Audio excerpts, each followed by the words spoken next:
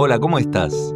Mi nombre es Ángel Jara y te doy la bienvenida a un episodio nuevo de Jesús desde otra perspectiva.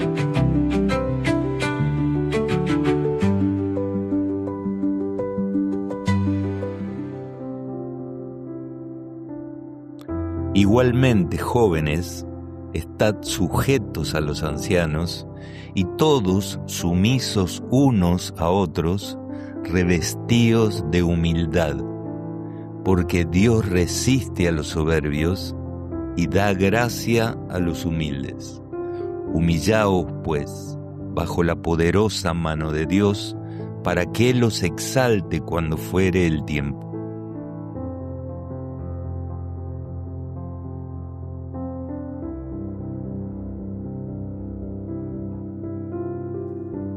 Hola, ¿cómo estás? Estamos aquí para hacer el resumen del capítulo 3 de San Juan y había prometido que iba a haber una persona que estaría a cargo de ese resumen, pero por alguna razón se hizo imposible. La primera oportunidad que tuvimos fracasó por errores tecnológicos y el tiempo se acabó porque la persona es muy ocupada y no tiene mucho tiempo. La segunda vez que teníamos programado hacerlo, se cayó la tensión en toda la ciudad y todo alrededor, y todo eso convirtió los viajes en un problema. Todo fue un retraso de más de una hora y bueno, se perdió la oportunidad. Y cuando habíamos arreglado para la semana siguiente, desgraciadamente, la hija de esa persona enfermó muy grave. Y así estuvo toda la semana, un poco más. Pero gracias a Dios ya está repuesta. Así que para no hacerlo más largo, el tiempo de espera de un episodio al otro lo voy a hacer en esta oportunidad yo, al igual que en el próximo capítulo que también estará a mi cargo. Entonces, como ya he tocado varios puntos principales del capítulo 3, me quiero enfocar en uno súper principal que tiene que ver con todo lo que allí se mencionó. Con Nicodemo, con la transformación del corazón, con el comportamiento de Juan el Bautista, de Jesús, de los discípulos de ambos, y ese tema es la humildad. La humildad tiene muchas definiciones, yo tengo algunas preferidas. Por ejemplo, una para mí es la que dice que la humildad es la madre de todas las virtudes, porque solo por ella el ser humano toma la posición correcta frente a Dios, de ser nada para que Dios sea glorificado, siendo todo en Él. Me parece una buena definición, pero hay muchas más. A lo largo de este episodio vamos a tocar algunas otras, porque la humildad es necesaria para ser transformado, para eliminar el yo con el que nacemos, ese orgullo que nos trae tantos problemas. ¿Y cómo eliminar eso? Porque es nuestra naturaleza. Nuestra naturaleza, desgraciadamente, no es el amor de Cristo, sino que es el orgullo. Y la que debemos alcanzar es la que Jesús nos muestra, ese carácter de amor que debemos reflejar. Entonces vamos a tocar todos puntos que tienen que ver con la humildad, con lo necesario para alcanzarla y poder ser así transformados en el reflejo de Jesús.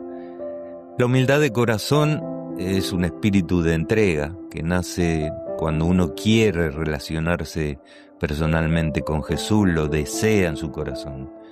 Es el secreto del éxito de la obra de Dios en nuestro corazón, porque así permitimos que Él nos transforme. Ahora, yo puedo decidir ser humilde porque lo estoy decidiendo simplemente. O sea, entiendo que la humildad es necesaria para que Dios me transforme, entonces hoy voy a decir, bueno, a partir de mañana voy a ser humilde. Voy a poder lograrlo eso, alcanzarlo. No, de ninguna manera. De ninguna manera por lo que dije antes, no por nuestra propia naturaleza. Ese es un trabajo del Espíritu que hace en nuestro corazón cuando lo quebrantamos a sus pies y nos rendimos permitiéndole que Él ocupe ese lugar que ocupaba nuestro orgullo en nuestro corazón. Porque mientras haya orgullo en nuestro corazón, el Espíritu no va a poder habitar allí, no lo va a poder hacer. Va a trabajar desde afuera, porque Dios nos ama tanto que va a intentar de una manera, de otra, por aquella otra. Cuando nosotros no aceptamos los quebrantamientos naturales que la vida nos va poniendo por delante, y Dios se va a tener que encargar de quebrantarnos de una manera un poco más fuerte, para que respondamos a eso y nos rindamos a sus pies, para que podamos ser transformados en un ser mejor del que somos, un ser que refleje el carácter de amor de Jesús, que trate a los demás como mejores a uno mismo, como más importantes. Y para eso hay pasos a seguir. Vaciarse del yo no es simple. Es un trabajo diario en realidad. El rendirse, el vivir en arrepentimiento, es un trabajo constante de todos los días, que va haciendo que yo me vaya acercando a ese punto donde Jesús me cubra con su humildad y pueda el Espíritu entrar en mi corazón, habitar y transformarlo. Por eso Juan el Bautista decía una frase que es esencial para esto. Él decía: es necesario que Él crezca, pero que yo mengüe, como lo vimos en los episodios anteriores. Y eso establece una ley fundamental en la relación entre el ser humano y Jesús, o Dios, a través de Cristo. Porque si no hay esa relación transformadora, el ser humano va a seguir siendo el mismo con la naturaleza que nació y no va a poder ingresar en el grupo que refleje a Cristo, que guarde sus mandamientos y que ingrese a la vida eterna. No va a estar en ese grupo. Por eso para mí está muy cerca la separación del trigo y la cizaña dentro de todos los lugares donde hay cristianos que dicen creer en Jesús, en su salvación, en su pago por cada uno de nosotros, pero solo el trigo pasará a formar parte de ese pueblo de Dios, y no serán todos los que están en todos los lugares religiosos, no serán todos, serán solo aquellos que reflejen el carácter de Jesús. El crecimiento en Cristo, en nosotros, cuando Cristo va llenando nuestro corazón, eso se va haciendo proporcional a nuestra disminución del orgullo. A medida que va disminuyendo nuestro orgullo en ese trabajo diario que estamos hablando, Cristo va creciendo en nosotros y va tomando nuestro corazón, va colmando nuestro corazón. No es un crecimiento de Jesús físico adentro nuestro, sino espiritual. Es que su influencia y su carácter empiezan a ocupar el lugar de nuestra voluntad y vivimos haciendo lo que es mejor para nosotros, que es su voluntad. Él sabe lo que es mejor para nosotros, pero Él nos da libre albedrío, no nos obliga a nada. O sea, no estamos obligados a hacer esto o aquello otro. Él nos indica qué es lo mejor para nosotros y nosotros decidimos si agarramos por ese camino o seguimos por el nuestro. El orgullo tiene una gran trampa religiosa y yo la veo a menudo, la he visto y la sigo viendo. Muchos líderes buscan que Cristo crezca en ellos, pero dentro de sus propios ministerios, de sus tareas.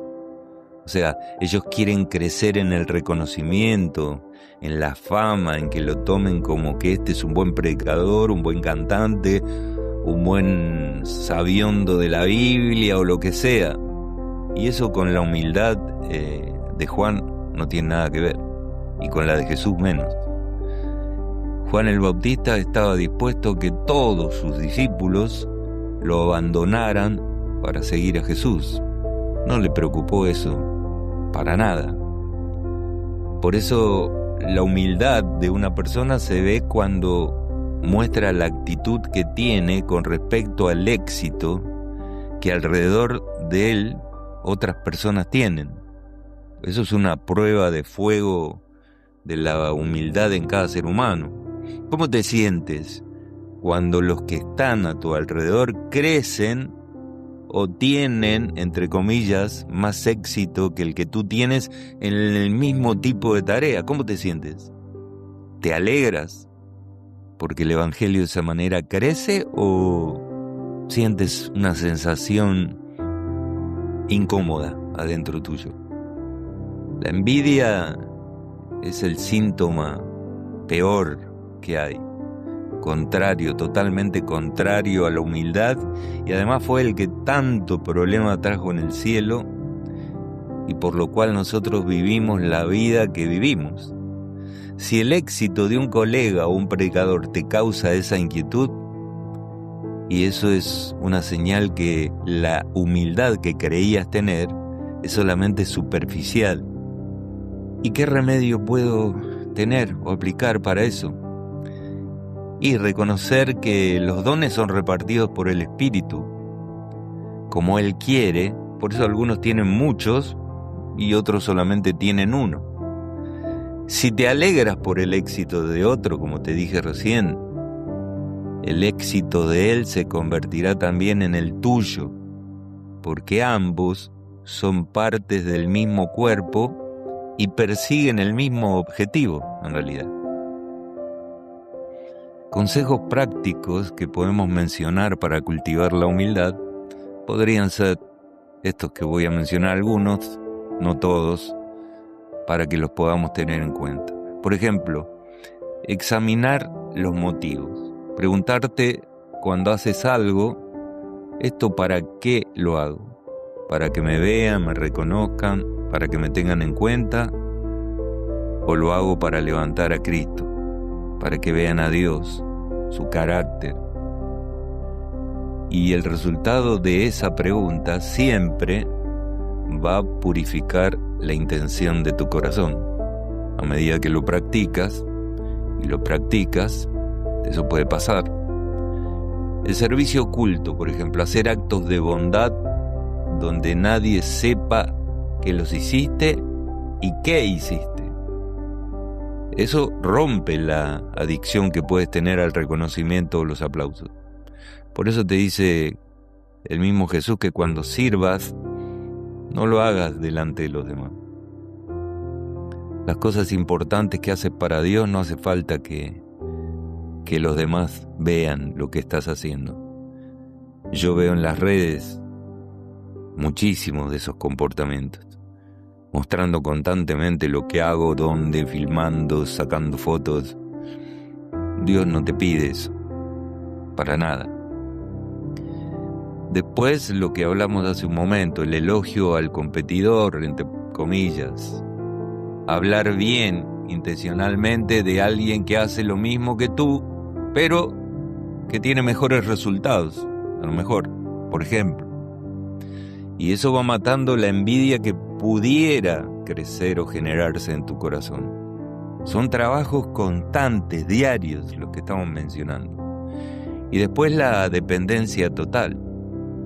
Recordar lo que dice Juan 15:5, donde Jesús dijo: separados de mí, nada podéis hacer. Nada bueno, nada útil, nada que te lleve a la vida eterna, a la salvación de los que te rodean, nada. La humildad intelectual y operativa no sirve para nada. La humildad tiene que ser humildad de corazón. Humildad de corazón. Esa que transforma tu corazón. Y eso lo puedes practicar. Hay muchas cosas más, pero esas son.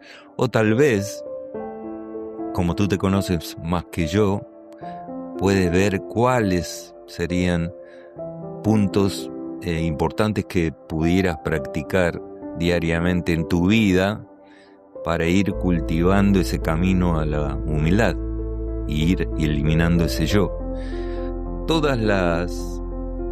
Ahora que voy a decir esto, me acuerdo que tengo que darles mi testimonio. Una de las partes de mis testimonios es que yo nací en una casa de creyentes cristianos que asistían a la iglesia, pero cuando tuve 16 años dije, ¿por qué yo tengo que creer lo que estos me cuentan?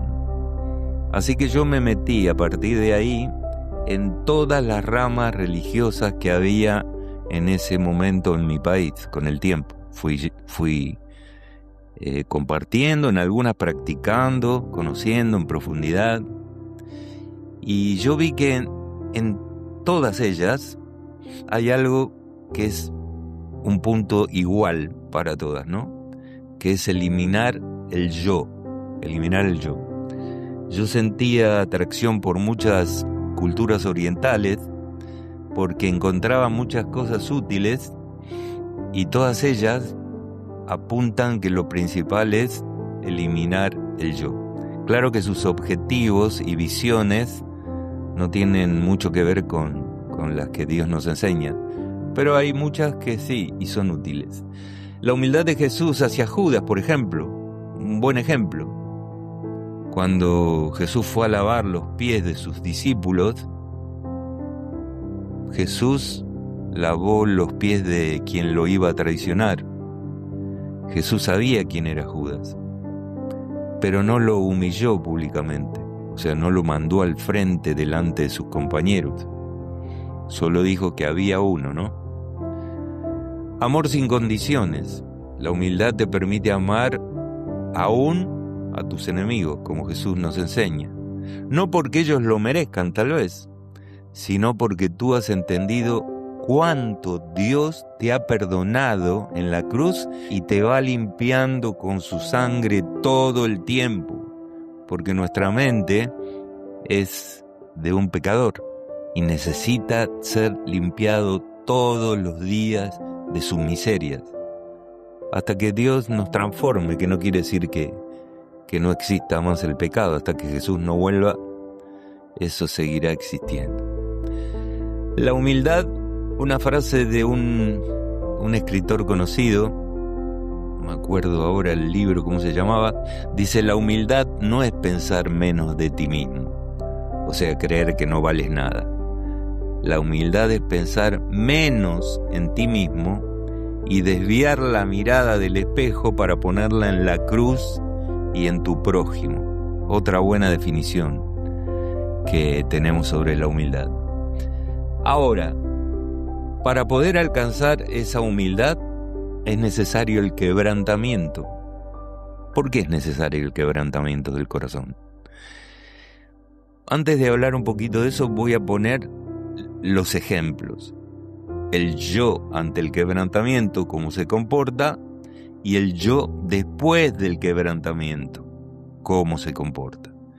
Por ejemplo, cuando tu yo no fue quebrantado, la confianza está puesta en ti mismo, en tus talentos, tu estudio, tu trabajo, tu familia, en lo tuyo. O sea, el que es capaz de las cosas eres tú. Cuando tu corazón fue quebrantado, la dependencia es totalmente de Dios, su gracia, su bondad, su amor, misericordia.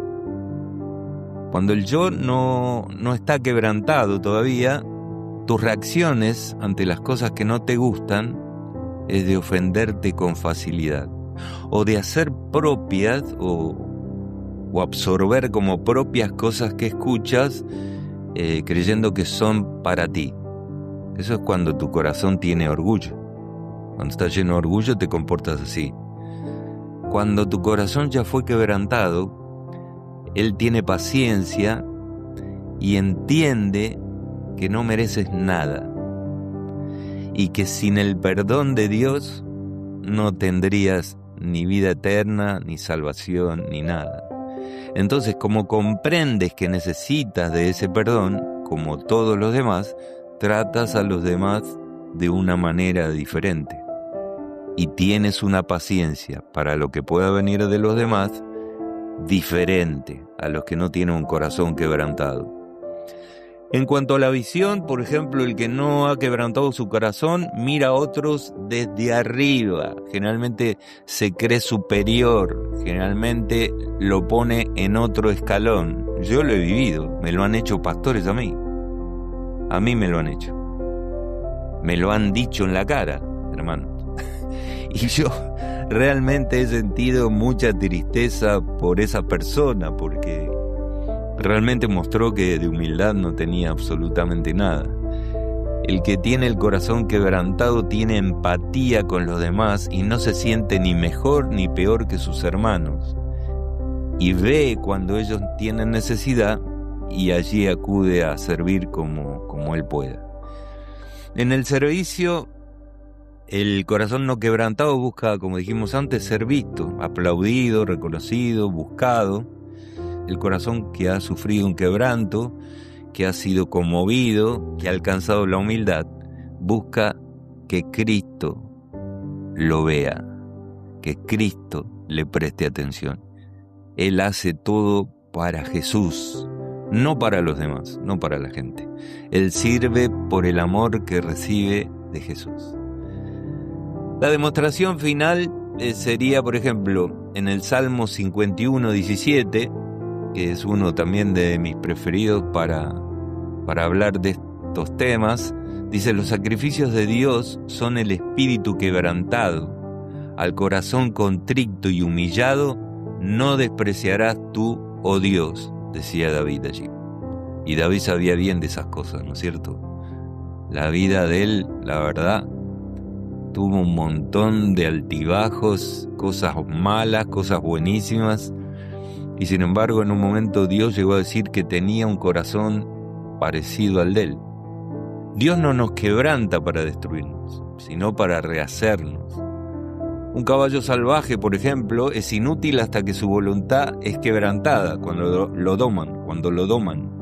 No para quitarle la fuerza al caballo, sino para darle dirección y propósito, para que sea útil, tanto para su vida como para la de las personas con las que va a vivir. La humildad, por ejemplo, no se alcanza leyendo libros sobre ella. Te puedes leer todos los libros, todos los apuntes, escucharte todos los mensajes, cosas que yo no he escuchado nunca en un sermón hablar específicamente de la humildad y el quebrantamiento. Nunca lo escuché, hermanos. Estoy desde chiquito en la iglesia. Ya contaré parte de mi testimonio. Sino que se alcanza aceptando la mano de Dios, cuando le permites que tus torres de orgullo se derrumben y Él tome ese lugar. Hay ejemplos buenos en la Biblia, hay muchos, pero los que más me suenan son el de José, el de Moisés, el de Pablo, el de Pedro. Tuvieron que perder todo para ganar el carácter de Cristo. Yo tomo de todos estos, tal vez el de Pablo, no sé, es el que más me impacta porque tenía un orgullo gigante y desde que cayó del caballo, desde que Dios lo tiró y quedó sin ver, este Pablo vivió en quebranto constantemente. Jamás se quejó de algo, jamás se quejó de algo. Él decía que él vivía poniendo sus ojos en su Salvador, corriendo esa carrera, disfrutándola, sabiendo que la meta sería alcanzada cuando él se viera cara a cara con su Salvador. Y eso es grandioso. Ese sería un buen ejemplo. En el caso de Pablo, Pablo venía haciendo cosas malas, pero en el caso de José, está bien, quizás José tenía un súper orgullo también, ¿no? El trato que tenía el padre con él, cómo él trataba a los hermanos, y necesitó de eso. Pero después hay un momento donde José se comporta correctamente y sin embargo los quebrantos siguen en su vida hasta que llega a ser lo que fue y dar una salvación para su pueblo cuando no había que comer. Hay muchos ejemplos más, pero esos son algunos que me impactan. Después la historia del publicano y del fariseo, también una historia bien clara sobre esto, bien clara de qué es el quebrantamiento para recibir la humildad de Cristo, muy claro. Entonces, si queremos disfrutar de ese proceso, que a veces es duro, nunca es corto, y que se cumpla el propósito de que Dios genere humildad en nosotros, vamos a tocar 3 puntos y ya vamos terminando. Entonces, 3 puntos para tener en cuenta, ¿no? No te defiendas. Toma el ejemplo de Jesús.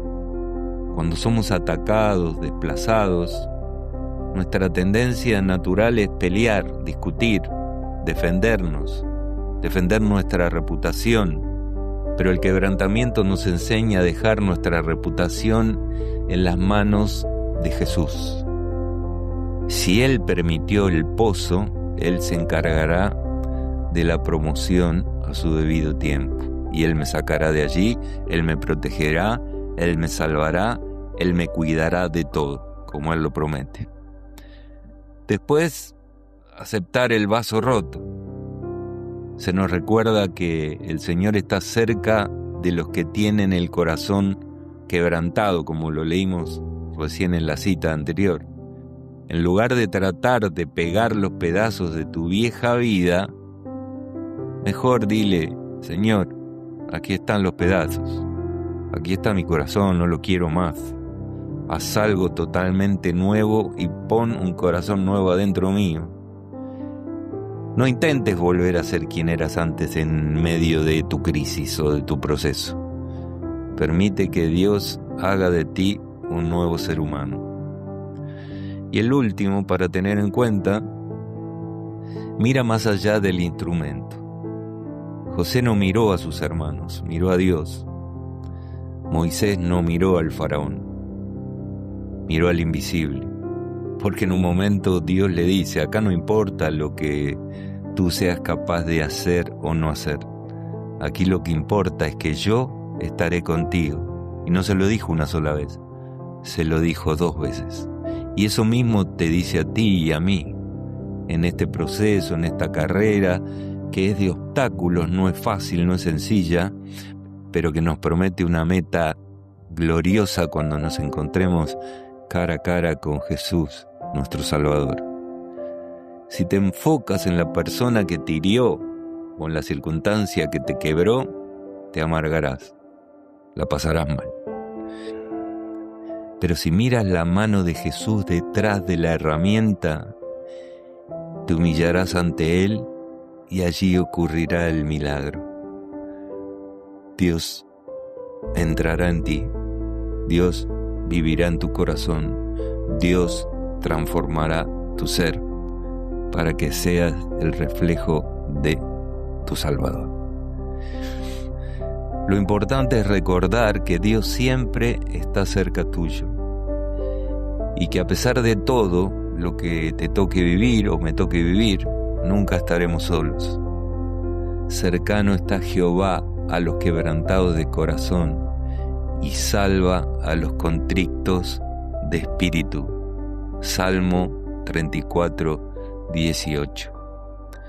Dios nunca conduce a sus hijos de otra manera que la que ellos elegirían si pudiesen ver el fin desde el principio y discernir la gloria del propósito que está cumpliendo como colaborador de Él. Eso es importante. Dios te quiere al lado de Él como su colaborador, allí como su hijo, llevándote bajo su protección, guiándote con lo mejor para ti, para tu familia, para los que te rodean. Yo no sé en realidad si tú que estás escuchando esto practicas esta relación con Dios. Si no lo haces, te invito a que lo pruebes, que a través de Jesús, que es el que une esa relación que se rompió, te dé la posibilidad de llegar a Dios y tener esa relación que hará de ti una persona mejor. Si estás en el camino tratando de tener una relación lo mejor posible con Dios a través de tu Salvador, bueno, creo que lo necesario lo hemos hablado en este episodio.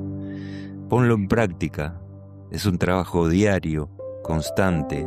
El vivir en arrepentimiento y quebrantamiento es un trabajo diario, constante, diciéndole apenas abres los ojos cada mañana: Señor, aquí está mi corazón, lo pongo a tus pies, porque yo no sé ni conducirlo ni dirigirlo por el buen camino. Te pido que tú hagas tu obra en mí y que tu voluntad sea en mi corazón. Dios te bendiga grandemente, a ti, a tu familia, y en este proceso que a veces es duro, que nunca es cortito, que es de toda la vida, pero que nos lleva a la promesa grandiosa que Jesús nos hizo, y que es vivir con Él por la eternidad. Y no hay comparación. Esa es la mejor promesa que podemos tener para vivir mientras nos toque estar aquí, porque sabemos que habrá ese momento que será incomparable a cualquier cosa. Así que bueno, seguimos en este camino, siempre con los ojos puestos en el autor y consumador de nuestra fe, que es Jesús, nuestro Salvador. Hoy tenemos un testimonio para compartir con ustedes de un amigo, Adrián, que se prestó a contar su historia sobre Dios, sobre Jesús, su relación con Él, y tiene para dejarnos un mensaje.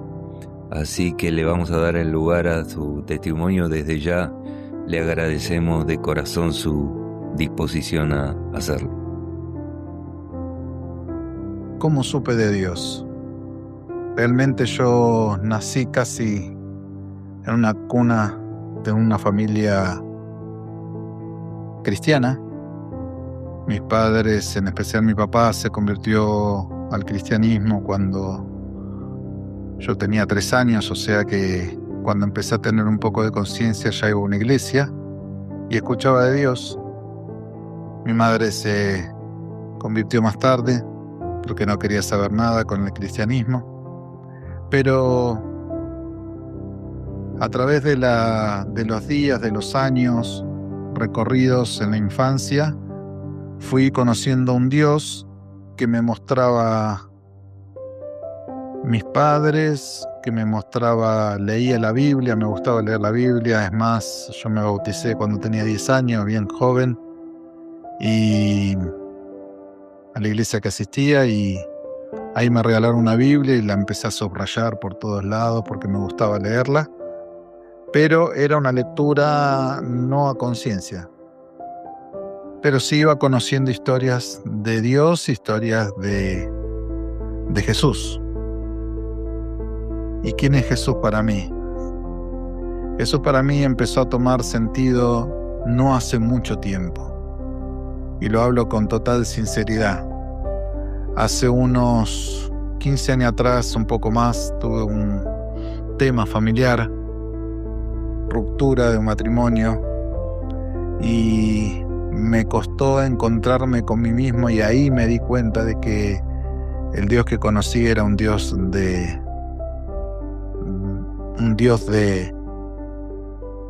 vamos a decir, encasillado, de una religión o de una forma teórica, porque buscaba soluciones y no las encontraba. Oraba, pero mi oración era una oración casi orgullosa, una oración desesperada, pero una oración sin encontrarle realmente el sentido de la oración, que es hablar con Dios. Y pasado ese episodio, que lo voy a resumir en pocas palabras, tengo mis hijas que viven en el norte de Santa Fe, y de acá de Buenos Aires allá hay unos 800 kilómetros. Y un fin de semana que me fui a visitarlas, tomé la ruta y me decidí a las 4 de la mañana, 4:30, cuando encaré la ruta, a que me iba a dedicar todo lo que pueda en el viaje a hablar con Jesús. Y lo hice de una forma sincera, hablando, gritando,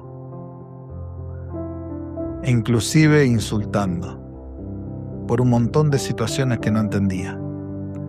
Y vos me vas a decir, ¿cómo faltaste respeto a Dios, a Jesús, al Espíritu Santo? Y yo te digo, me vacié, que quizás era lo que necesitaba.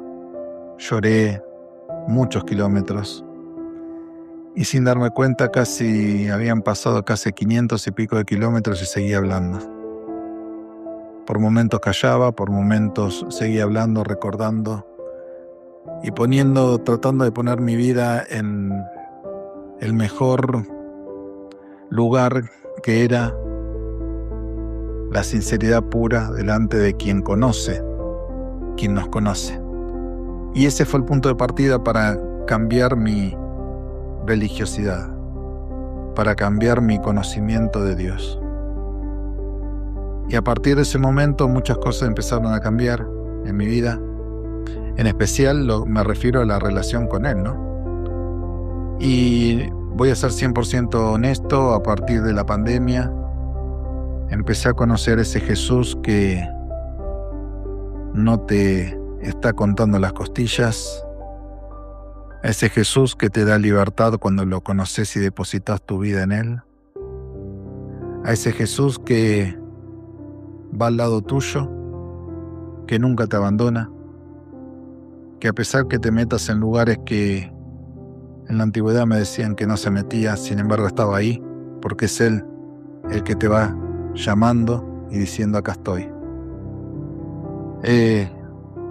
Me empecé a enamorar de ese Jesús y sigo enamorado de ese Jesús y lo busco muchos días con ahínco, otros días no, pero con la seguridad absoluta de que en Él soy libre de ataduras de doctrinas, ataduras de credos así mal entendidos que me llevaron a mí a poner un Dios distante, y hoy tengo un Jesús y un Dios totalmente cercano. ¿Qué significa esto en mi vida? Que hoy puedo respirar, que hoy puedo ser libre, que hoy puedo equivocarme, que puedo dudar, que puedo consultar con Él, preguntarle y sentir que me dice vamos para acá, vamos para allá. A veces lo escucho, a veces no, pero siento eso que repetí varias veces, que soy libre en Él como lo dice en su palabra. Y conocerán la verdad y la verdad los hará libre. La única verdad que existe es Jesús. Y cuando lo conoces a Él, empezás a ser libre. Te puedo dejar un mensaje especial para vos que estás escuchando esto, que sentís que el Dios al que orás está muy distante. Vacíate. El primer consejo que te doy es vacíate de todo lo que tengas adentro, inclusive las cosas que no entendés, que hoy yo también algunas cosas no entiendo, pero me vacío y descanso en Él. Descarga todas tus penas, descarga tus desalientos, tus desaires, tus frustraciones, tus alegrías, obviamente, porque está bueno contar y sonreír y saber que Él se está sonriendo con vos cuando estás ganando una batalla. Eso lo sentí muchas veces. Miraba al cielo y decía, te estás riendo, ¿no? Así. De ese tipo de relación te invito a que puedas experimentar. Porque esto no es sentimentalismo, esto es relación, que en definitiva es lo que nos dejó en su palabra cuando vino aquí a este mundo, Jesús, a revelarnos al Padre como verdaderamente es el Padre. Un Dios alegre, un Dios que no te está contando las costillas, sino que vino a salvarte y que te ama con locura. Espero que puedas ser libre en Él, porque libre en Jesús vas a empezar a disfrutar lo que es la eternidad. Te agradecemos, Adrián, de corazón por tu testimonio, por haber compartido tu historia con nosotros. Siempre es útil para muchas personas porque en los testimonios encontramos historias similares a nuestras vidas y a veces son de mucha ayuda para nuestro camino espiritual. Así que muy agradecidos, te deseamos que Dios te bendiga grandemente junto a tu familia, que dirija tus pasos, que te guíe en todo y que sea, así como lo has dicho, la libertad de tu corazón, de tu mente. Cuando nosotros le entregamos nuestro corazón y nuestra mente y nuestros sentimientos a Dios para que Él los dirija, somos realmente libres de verdad. Libres del mal y libres de nosotros mismos, que es lo peor que podemos tener, estar condenados por nosotros mismos. Así que te agradecemos mucho tu testimonio. Bueno, esto ha sido todo por hoy.